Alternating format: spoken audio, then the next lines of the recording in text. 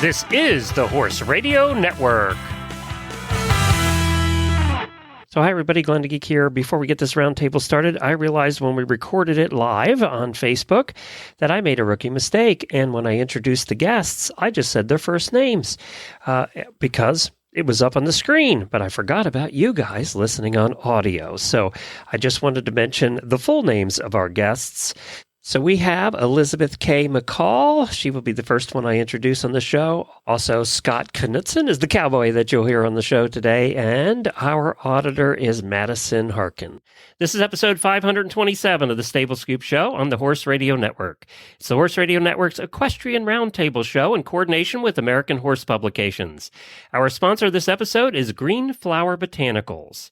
I am Glenn the Geek, founder of the Horse Radio Network and host of Horses in the Morning, the longest-running daily horse podcast in the world. Actually, we think now we're the second longest-running daily podcast in the world. And welcome to the Equestrian Roundtable. We are excited to do this in partnership with American Horse Publications. AHP is an association of equine journalists, and HRN has been a proud member for many years. Each roundtable from now on will have 2 members of AHP and one of our terrific listeners. We are excited to also be broadcast on the AHP Facebook page as well. I will be your host and moderator, and I'm sure I'll have some opinions. I do occasionally, for any of you that listen to the morning show know that. But mostly, we're going to let the panelists lead the way tonight. If you're watching live, welcome. And this is the first show that we're combining video and audio on the Horse Radio Network. So if you miss any of this, or if you're catching it in pieces on the video version, go to Stable Scoop podcast feed on your podcast player tomorrow, and you will find the complete episode there. We have some topics tonight that are very interesting. The panelists pick the topics, and I just go with them. I think it's much better if we have a variety show and let the panelists talk about what they're passionate about. And one of the topics tonight is about euthanasia. So it's hard to do. It's a serious topic. Do we wait too long? We've had that discussion, I know, on Horses in the Morning before, and we're going to get into more detail with that. And then the fun topic to end the show is how can we use the holidays to take horses to the public? How can we get more exposure for horses in a good way instead of the bad ways that come out on media? How can we use the holidays to do that? And my wife used to do that every year too. I have a story about that as well. So let's meet our panelists tonight. But first, couple quick announcements. First, I wanted to mention that we do have our holiday swag is still available at hrnstore.com. If you're watching the video, that is our 2021 holiday design. That is my Hackney Pony scooter. Each year we're coming out with new designs. You can get shirts and t-shirts and mugs and Christmas cards, all kinds of stuff with that design on it. And I got an ornament. We're going to do an ornament every year, so that's kind of fun. So go to hrnstore.com. We also have HRN swag. All our merchandise is for sale: hats, t-shirts, mugs, bags, all kinds of stuff with our logos on it, the HRN logo, and also the Horses in the Morning logo. So you can check that out there. One other quick announcement is that our concert that we were going to do, the holiday concert with Templeton Thompson, we were going to do it last Monday night, but she had a death in the family, so we've had to postpone it till December 13th at 7:30.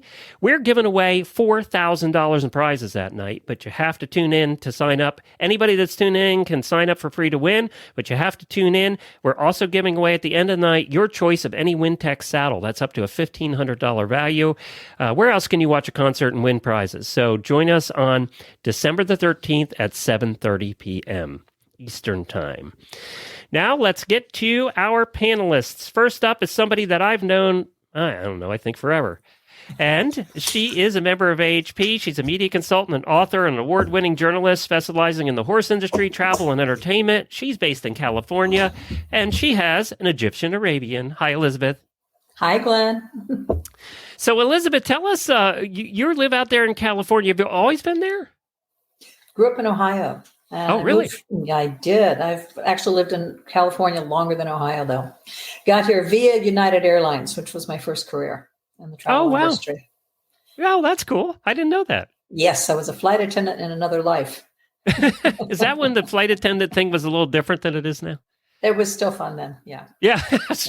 I didn't want to say that, but that's what I was in. That was where I was going with Very that. different experience there. Yeah. Then. Yeah. And I came here via Hawaii. So. Oh, wow. Interesting travels. Yes. So tell us, have you always had Arabians? I have not always. Any kind of horse was something that really appealed to me when I was young. And it was something that Arabians seemed to have crossed my paths multiple times. I worked with the show Cavalia for quite a while.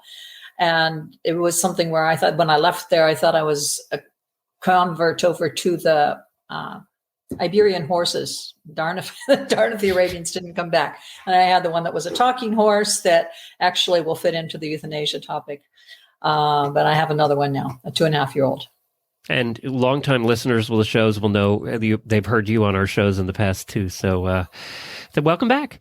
Thank you. And we're going to go to our next guest, somebody that's also been on our shows, but he kind of has one of his own too. And I'm happy to have him on tonight. And before we do, this is a first. We have a listener flying over Oklahoma on a plane flying to Texas watching us. So that's pretty cool. Welcome. That's a first. So we have coming up now another AHP member. Scott is an AQHA professional horseman and ambassador. He's host of the Cowboy Entrepreneur Show on NBC affiliate KCAA Radio in California. It's also a podcast found on any podcast player. A fellow podcaster. Hi, Scott. Hey there, Glenn. Thanks for having me. Hi, Elizabeth.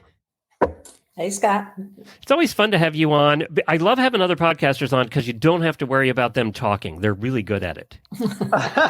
Yeah, we just roll, man. And now you get all the introductions, so I can just relax and have a good time.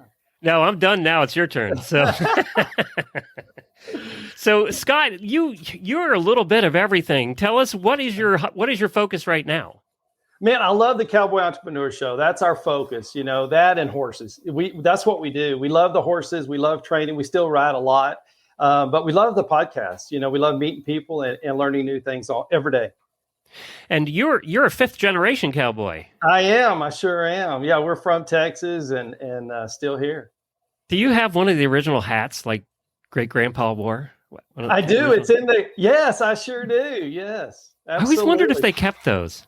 Great question. Yeah, actually, the box it came in, so it's really cool. Oh wow, that's neat. Yeah. That's kind of special. Question. It is. Yeah.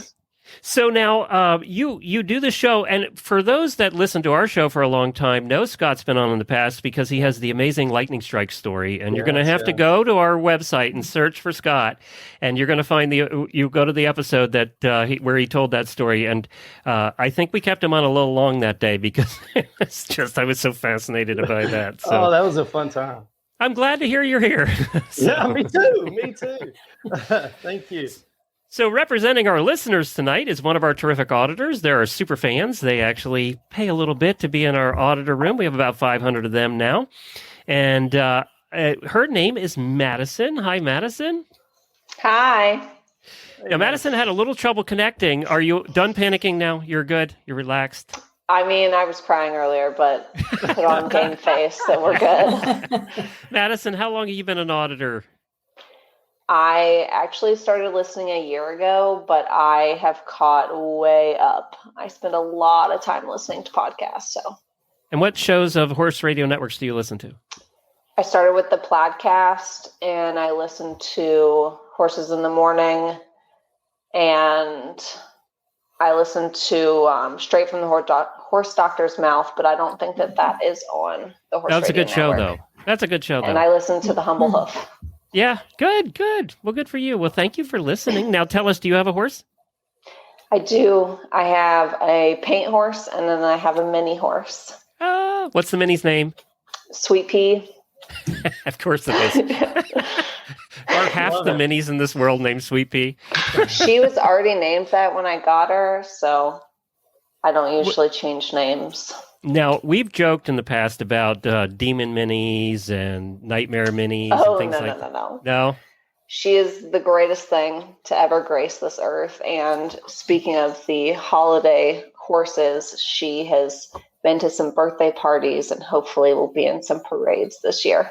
Oh, yay. Good. You fit right into the conversation later. That's perfect. Yeah. She's got like 13 costumes. She's ready. I think we all agree that minis are probably the best representatives out there because little kids aren't scared of them, right? Oh, yeah. Yeah. They're great representatives. We'll get into that later. All right.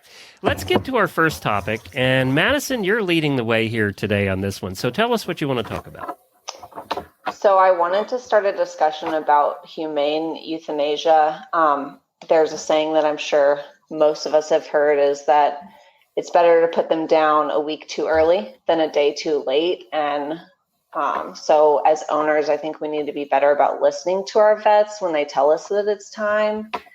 And if we can start to be better about this, then we can have the last memory of our animal be so much better, and we can help our vets not have to see as much suffering. And I think that that's really important because we have such a high suicide rate in vets. And a big contributing factor to that is how many animals they have to see unnecessarily suffer. So I actually was recently talking to one of my vet friends who does small animal now. She got out of large animal because she said one of the hardest things was that horses especially don't usually live at people's houses.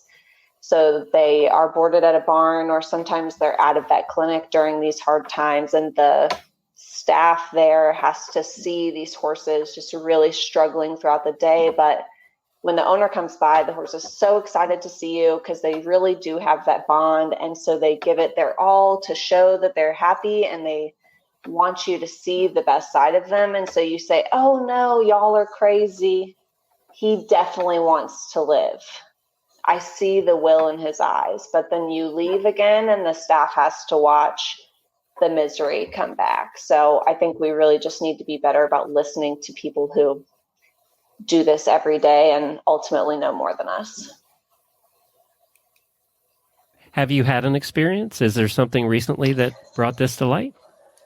I haven't personally, but I used to manage horse barns. Now I work on a sheep farm, which doesn't exactly get easier with the predation. But I just have talked to a lot of people and seen a lot of horses and talked to a lot of vets, and just I really advocate to listen to our vets. And whenever people call me for advice, I say, well, what did the vets say? I know that it's your best friend and your partner in life, and they live shorter times than we do. But at the end of the day, you want the best memories of them. Elizabeth, Scott, who wants to jump in here first?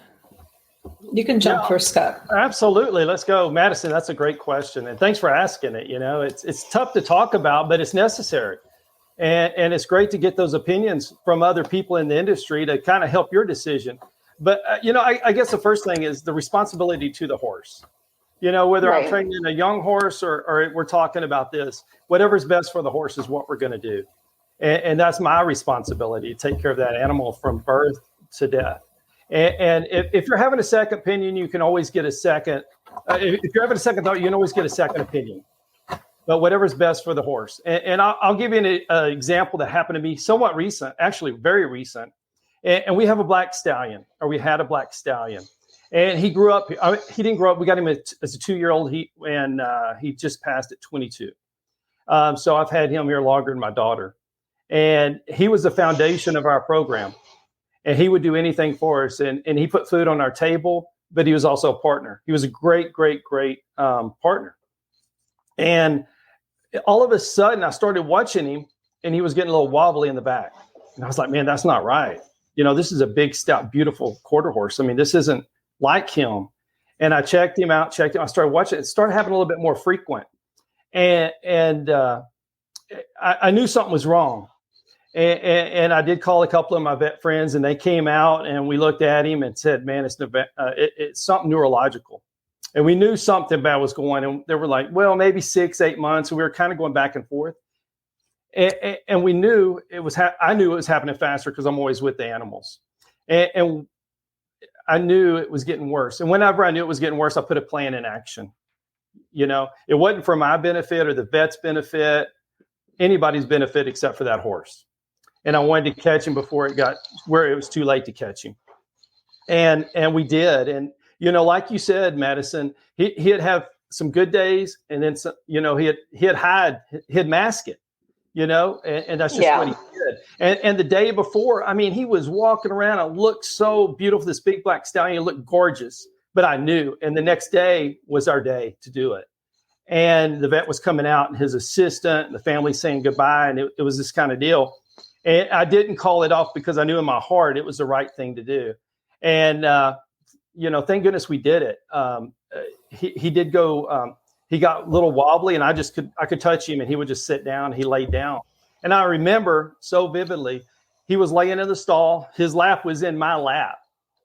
And it was so surreal. I looked to the stall next to me. It was one of his babies. And my daughter was over there. And it was so surreal. And I knew at that moment it was the right time. And by planning it and having a plan, it made it better for the horse, which made it better for me. It wasn't easy, but it was better for the horse. And, you just have to get out of your mind, because you can't make a good plan emotionally if you're emotional about the plan. You have to be out of that. And that's what made me feel better about the call. Elizabeth. Yeah. I'm sorry.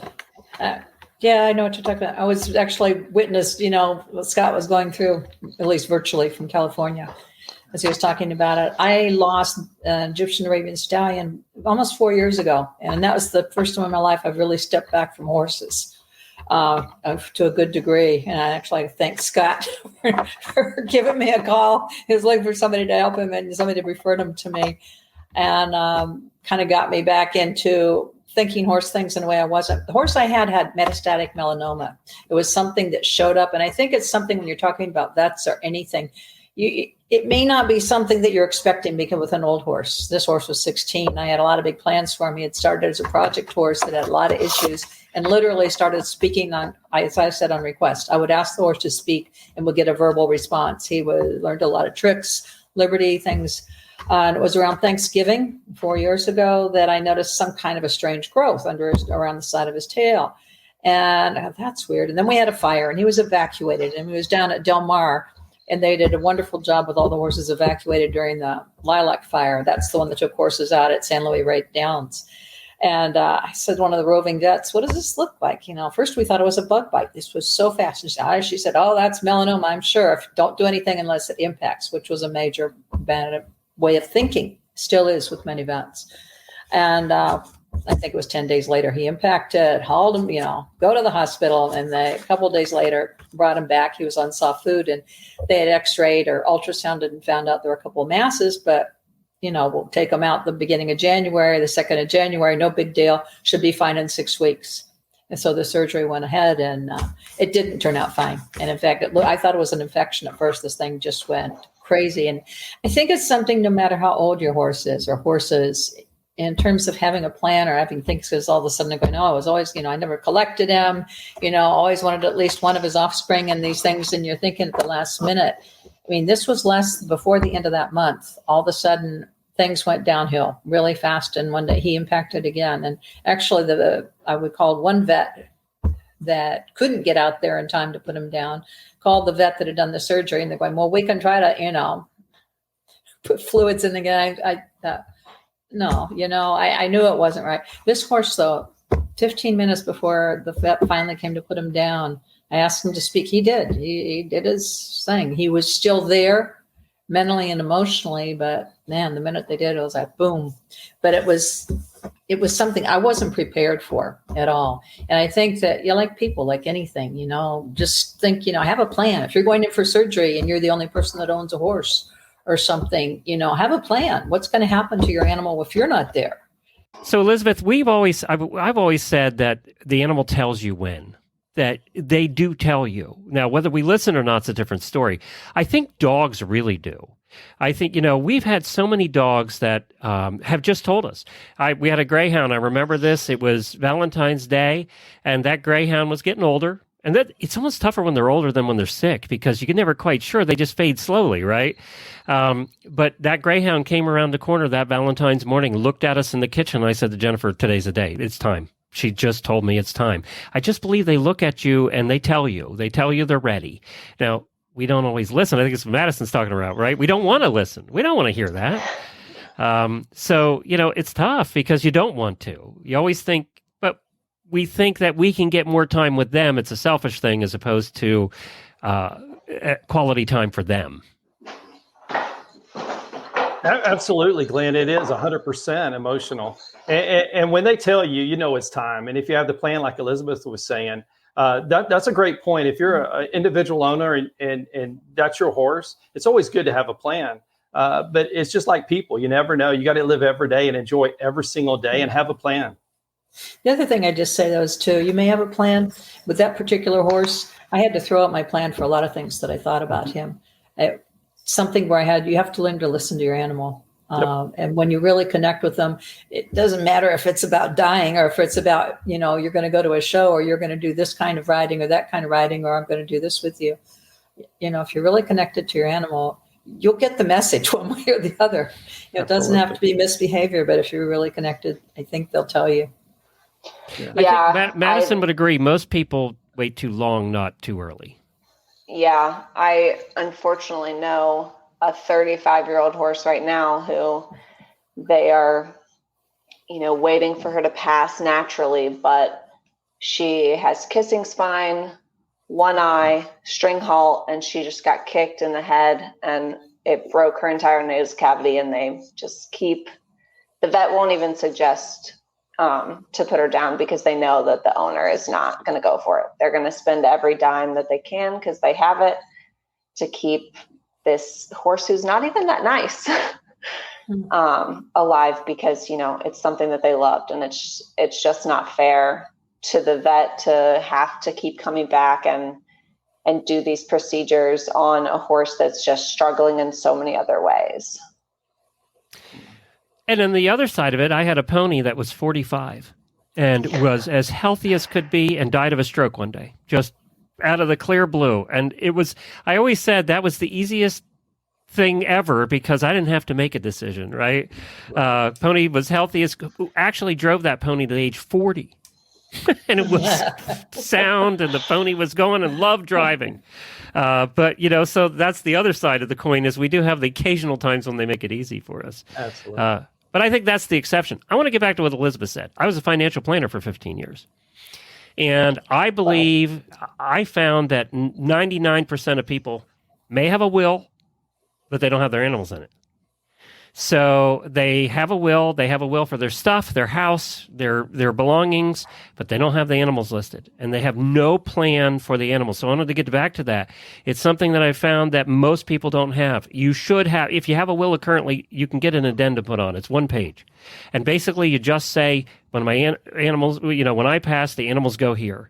And you may have already talked to somebody that's going to take the animals. That's the best situation, right? That's agreed to do that ahead of time. Don't leave it to your husband who doesn't know anything about your horse and doesn't really care. So, just have a plan. We always count on our spouse doing that, but I think they're going through enough with you gone to have to deal with the horse. They're just going to sell the horse. That's what I've seen happen so many times. So have a plan, have a place for that horse to go if you want it to go a certain place. If you don't care if the horse is sold, then that's up to you. But I don't know, Scott, you're shaking your head. I agree with you 100%. I know to the horse where they're going and the people that want them because I've already seen that relationship. I think that's, once again, the right thing for the horse and the people. If they don't want a certain horse, then we have a plan for that as well. But what you're saying, Glenn, is back to Elizabeth, is it's not fair for your spouse. To have that emotional stress, like I was saying, you can't make a good rational decision when you're under emotional stress. You have to get out of your brain a little bit and make the right call for the animal. And having that plan is the right plan. And let's face it, Scott, most horse husbands, the horse has been emotional stress for about 30 years of the entire length of the marriage. Absolutely, they are. If we're being honest. Oh, man. I'm a horse husband. I know about this stuff. Are you? Yeah. My poor wife is a horse wife. I need to get her on the show sometime. I need to have her on the show sometime. We'll find out what it's like the other way. Oh, my goodness. That's going to be a 2-hour. Madison, anything to finish with? I just wanted to let you know that people are in a long list to take my horses when I die. Like they're actively waiting and ask me how healthy everybody is because my horses are so Do they amazing. ask how healthy you are? I'd be concerned about. Yeah. I mean, everybody knows that I live on, Red Bull and sugar. So they already understand me. Oh. Well, thanks, guys, for that topic. I appreciate it. We're going to get to topic 2 in just a second. But first, I have to talk to you a little bit about one of our terrific sponsors, and that's Greenflower. And Greenflower Botanicals has been sponsoring us for a long time, and they sent a little message over for Thanksgiving and the holidays. And hopefully we can hear it. We want to wish you a very blessed and happy Thanksgiving. You know, it's only been a few years back that the Horse Radio Network invited me to come and share with HRN listeners about how to use CBD to improve your horse's health. Since then, your response has been amazing, and many of you sent in testimonials on how you've used Greenflower's equine CBD for everything from calming arena anxiety, managing pain, improving joint and mobility issues, and a whole variety of common horse health-related conditions. So if you've yet to try out Greenflower, we invite you to try and see our equine CBD formulation for yourself. We offer a 30-day risk-free money-back guarantee, and right now you can go to greenflowerbotanicals.com and use code HRN to get 25% off your entire order. That's greenflowerbotanicals.com. Use code HRN for 25% off your entire order. And again, may you and your family have a very blessed and happy Thanksgiving. Wow, they raised the amount off. It used to be 20%. I didn't even know they bumped it up to 25%. By the way, anybody that sees one of our sponsors, if you're not sure whether there's a coupon code, we always use the coupon code HRN for every sponsor we have. So if you go someplace and you plug in HRN, if there's a coupon, it'll work.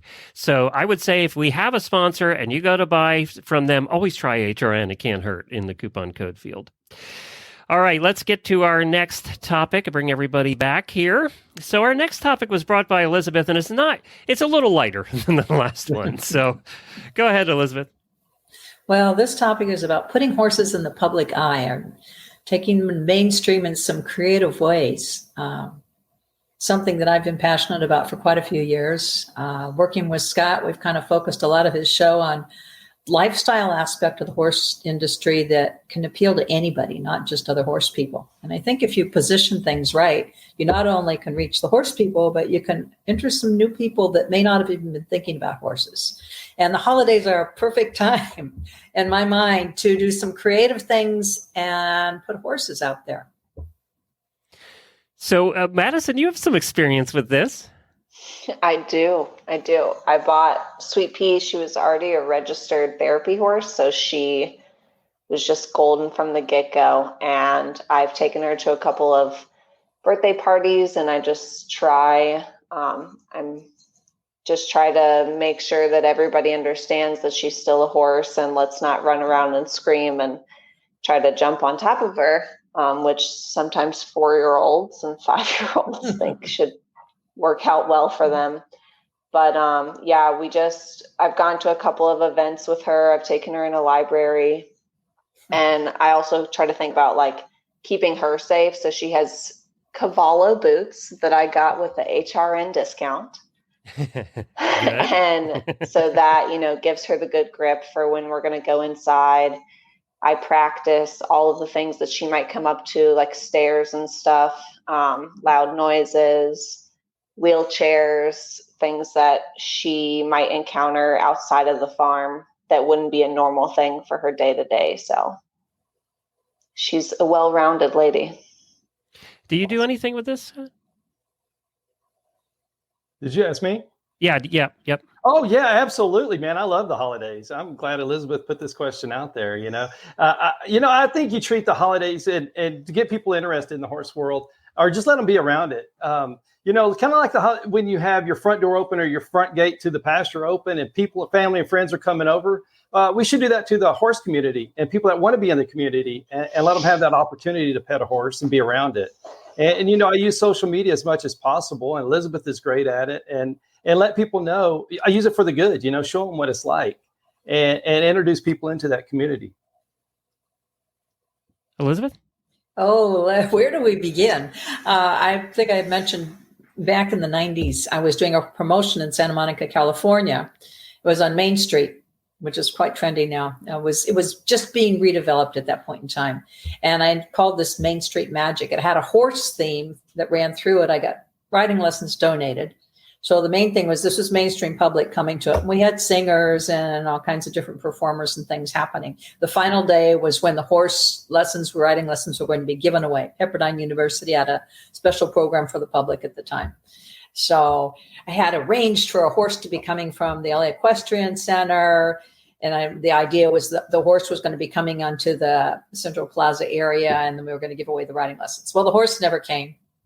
And, gave away the lessons. That all worked out well. We even had a best dressed dog of the holidays contest before everybody was dressing up their dogs. And the thing would look very successful. And all of a sudden, here comes the horse trailer going down the street. Somebody going off with the truck.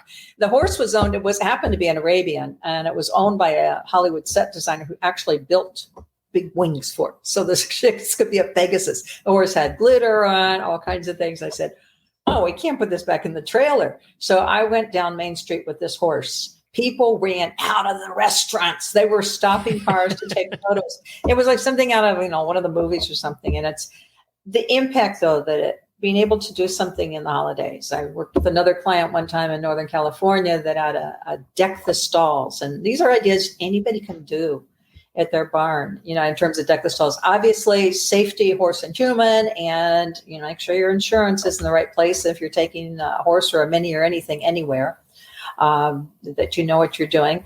But deck the stalls, they had, of course, there are fire safety, but they had these different lights and things, and these different parts of this large equestrian center competed against one another. And the TV station out there doing that. And it's just, I was recently, when we talk about, Time to Ride has been trying to acquaint new people with horses, the American Horse Council, and so many of the breed associations are doing their thing to try to invite new people. But this is the holidays, no matter what aspect of the holiday you celebrate. That gives you a chance to maybe you just live stream what you're doing, and take it to a senior center or kids in the hospital.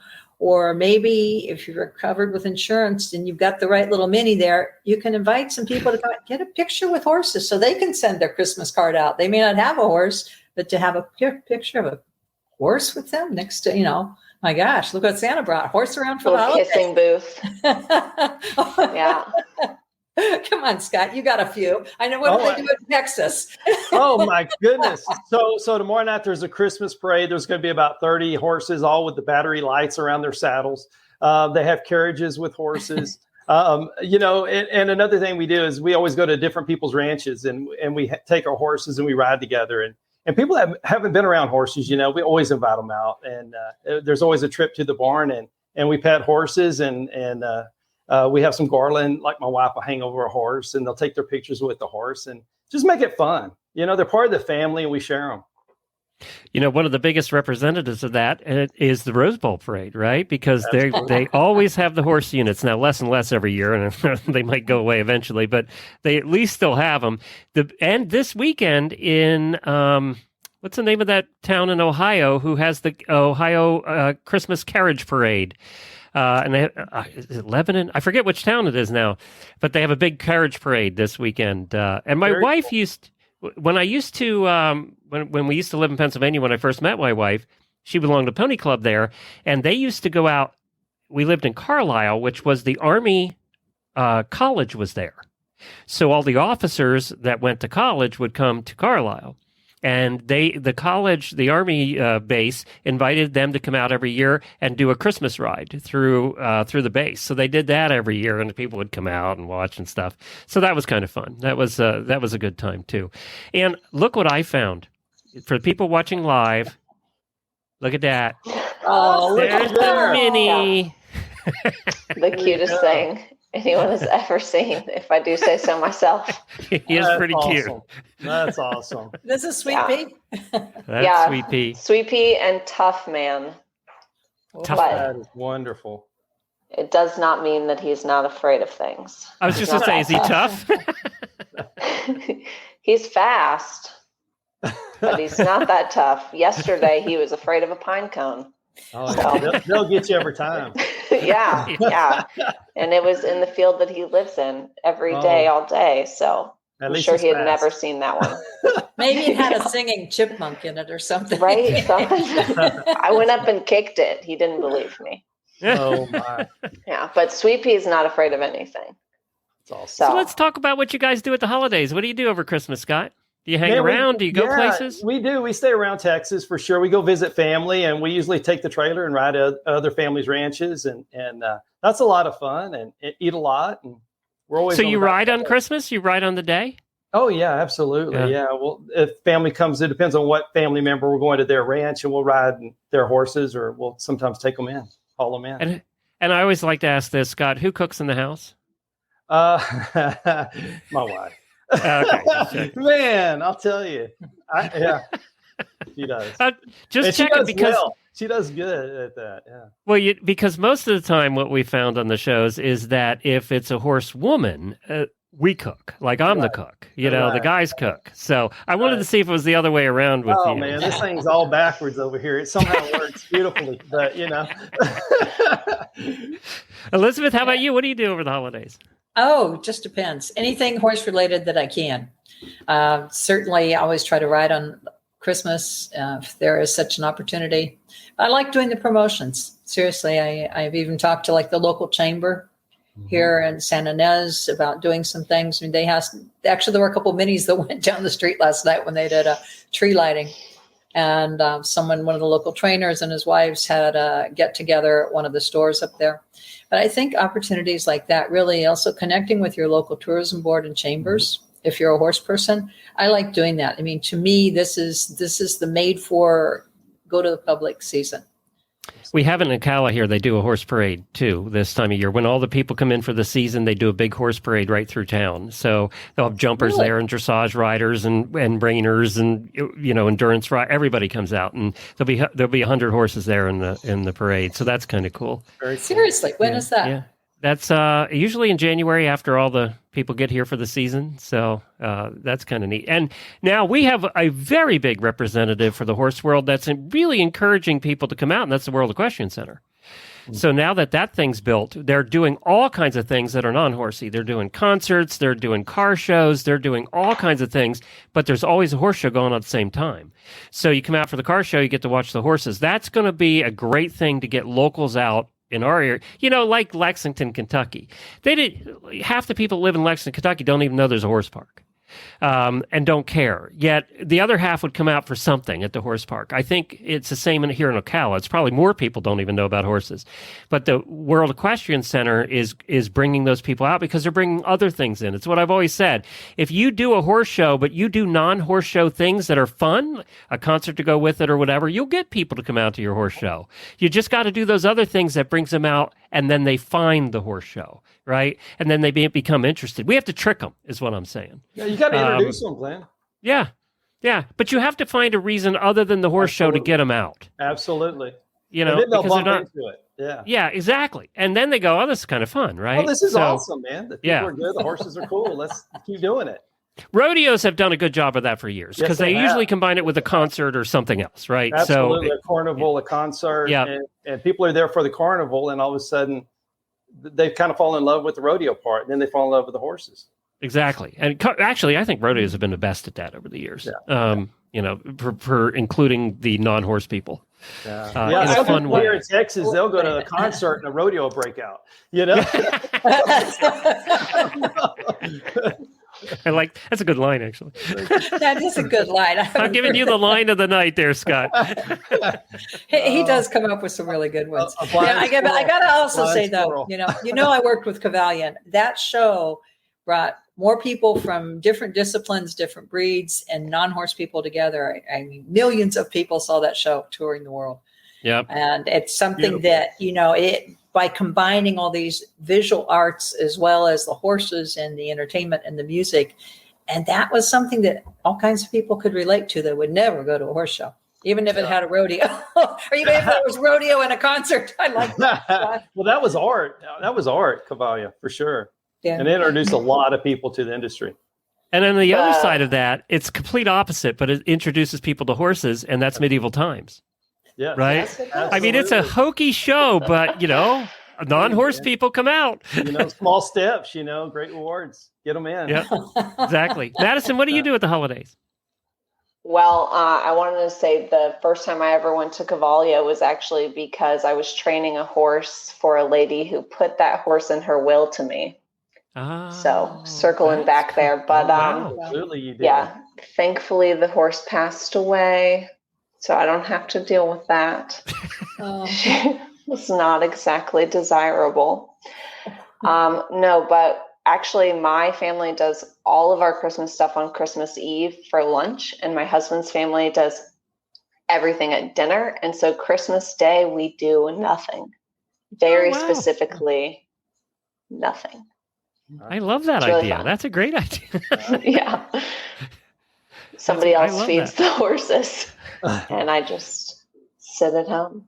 So this year we're doing something I've always wanted to do. I've always wanted to go on a cruise over Christmas week, the week between Christmas and New Year's. So we're doing a cruise this year between Christmas and New Year's. Never done it before. It might be a mistake. I don't know. We're going to find out. But I've always wanted to do it. We like the idea because, when you're on a cruise, you don't do your own dishes. You don't do your own cooking. You don't have to do anything. So I'm just liking the idea of a whole week between Christmas and New Year's, just having somebody else do all the stuff. Oh, that's very cool. Where are you going? Our Horse Lovers cruise is in February, so we decided to do the same ship so we would kind of know ahead of time what it's going to be like. We have 50 people going on the Horse Lovers cruise, 50 listeners, so we're doing the same ship, and we're going to a couple stops in Mexico and the Caribbean, but half the time we don't even get off the ship. But it is the second largest cruise ship in the world, so there's a lot to do, and we're excited to get a preview of it before we bring 50 people on it. So there was dual purpose. It's all in the name of research that we're doing. It's all research. That's a good host. Yeah. That's right. Yeah, we have to make sure we're doing the right by our people. Do it right, man. That's right. Scott, where can people find your show?